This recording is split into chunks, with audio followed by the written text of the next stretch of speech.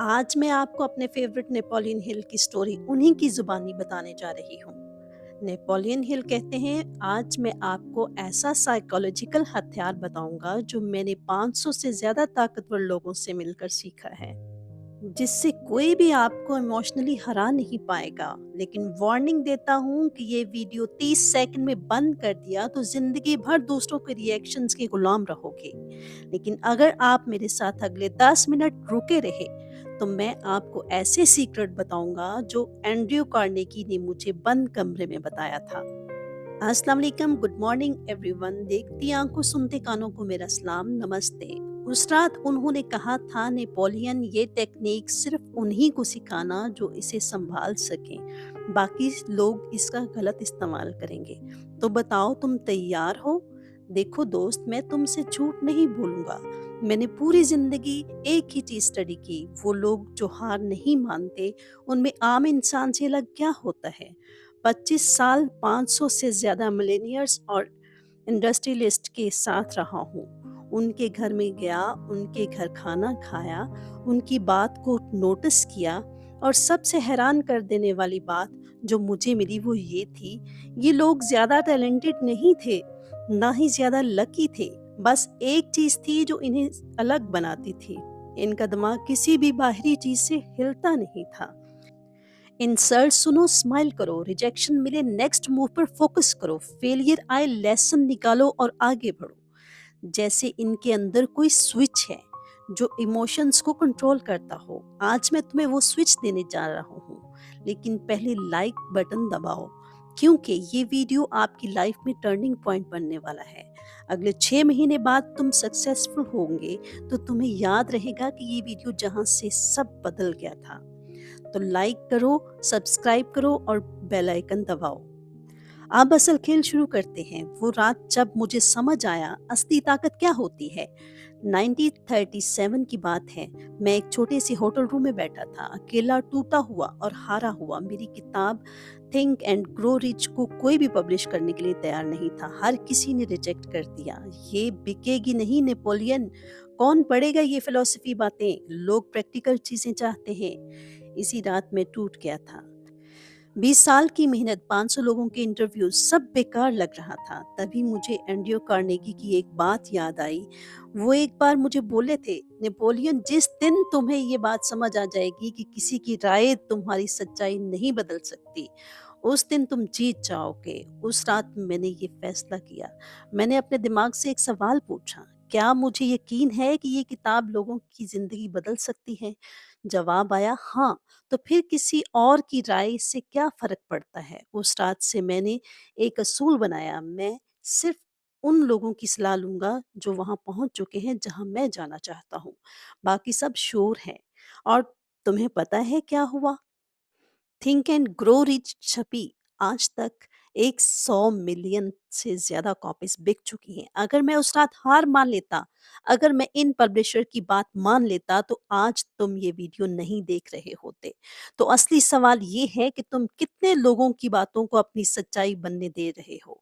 रुको, अब मैं तुमसे अनकंफर्टेबल बातें करता हूँ, और अगर तुम्हें बुरा लगे तो समझो तुम अभी भी कमजोर हो।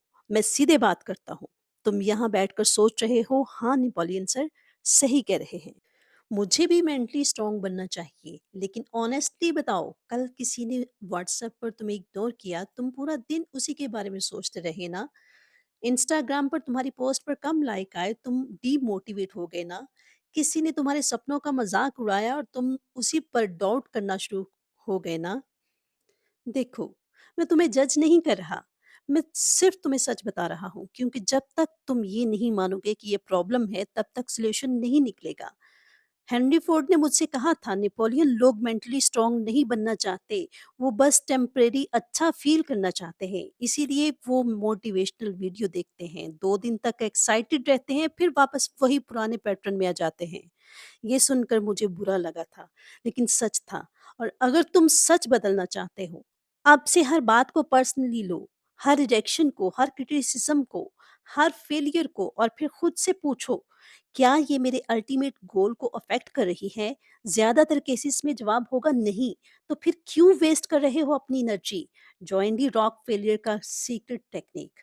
अब मैं तुम्हें पहली टेक्निक बताता हूँ, जॉइन दी रॉक फेलियर से सीखी थी।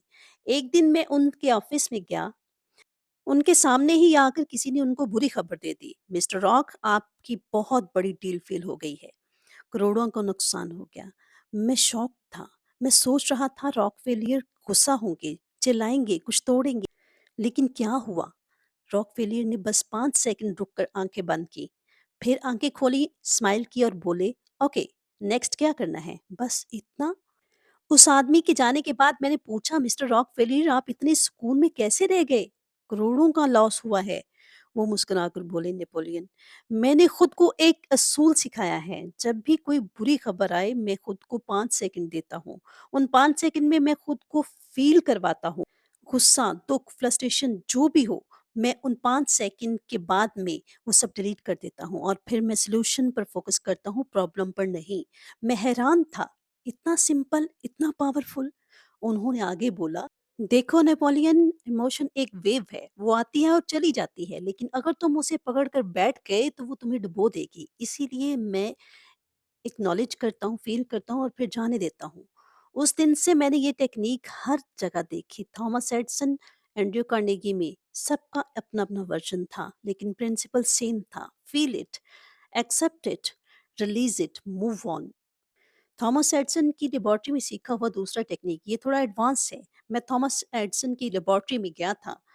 वहां उनका एक बोर्ड लटका हुआ था जिस पर लिखा था, not everything deserve your attention. मैंने पूछा, मिस्टर एडिसन ये क्या है? नेपोलियन, हर दिन मुझे 100 से ज्यादा मैसेज आते हैं।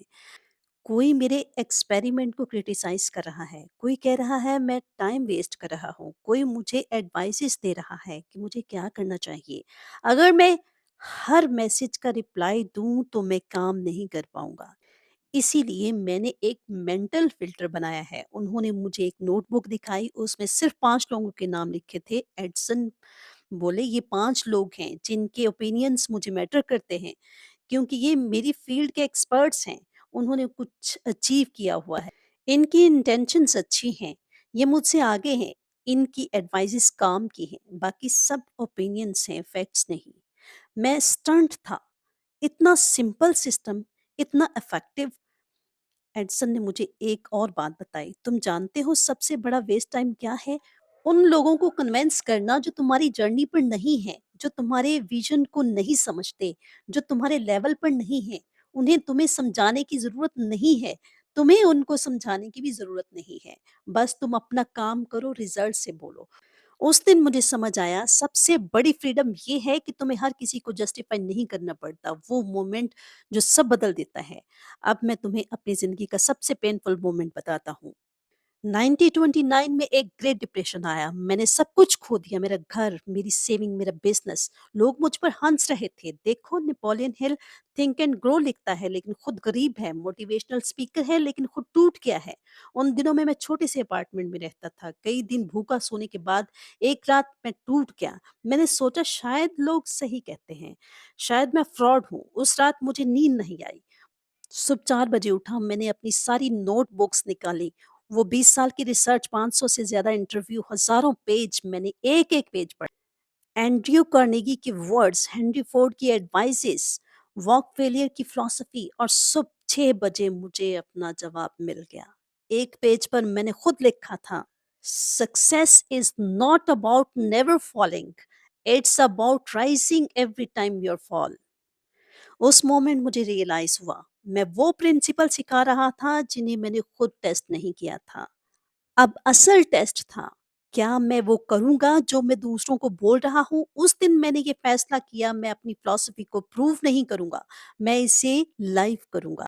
3 साल में मैं वापस खड़ा हो गया, क्योंकि मैंने वो सब अप्लाई किया जो मैंने सीखा था। आज मेरी किताबें 100 मिलियन लोगों को इंस्पायर कर चुकी हैं। तो सवाल ये है कि जब तुम्हारा असल इम्तिहान आएगा, तो क्या तुम वो करोगे जो तुम जानते हो, या फिर हार मान लोगे? Choice your better. दोस्तों, हर चीज़ पर रिएक्ट करना वीकनेस है, स्ट्रेंथ नहीं। रियली स्ट्रेंथ है सिलेक्टिव होना।